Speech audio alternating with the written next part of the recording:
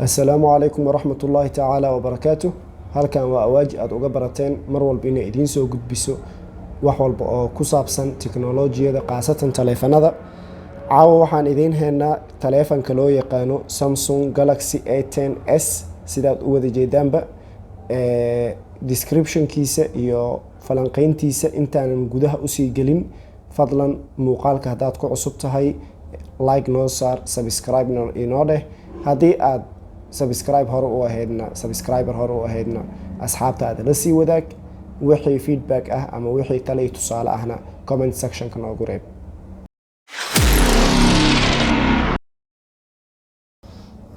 haddaytaan waxaan gudaha usii gudageli doonaa taleefanka.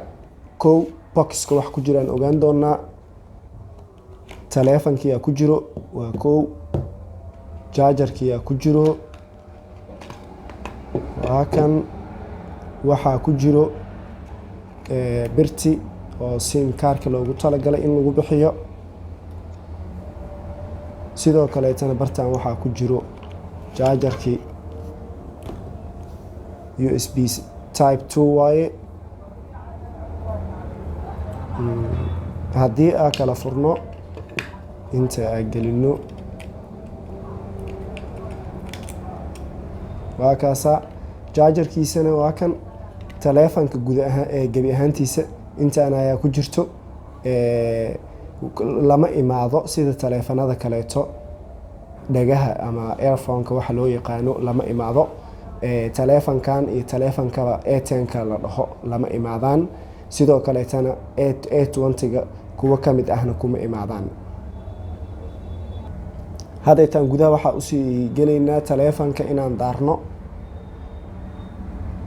sidaan u wada jeedno taleefanka waa A10s, wuu ka duwan yahay taleefanka kaleeto oo A10ka Galaxy A10 ahaa.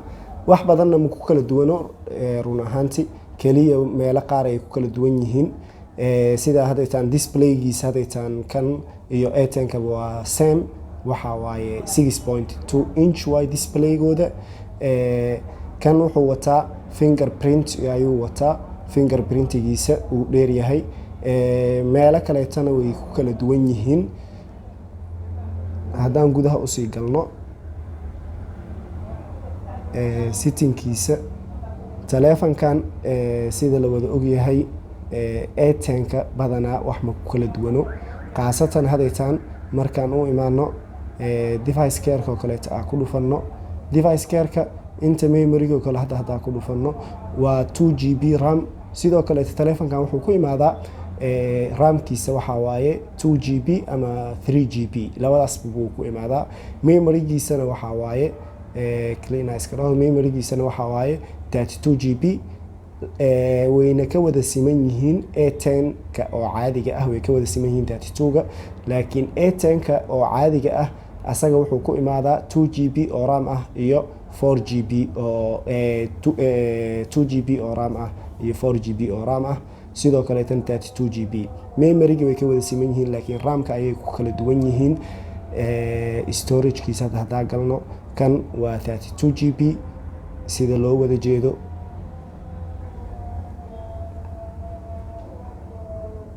taleefankan wuxuu ku imaadaa softwareka loo yaqaano Android 9 uu ku imaadaa.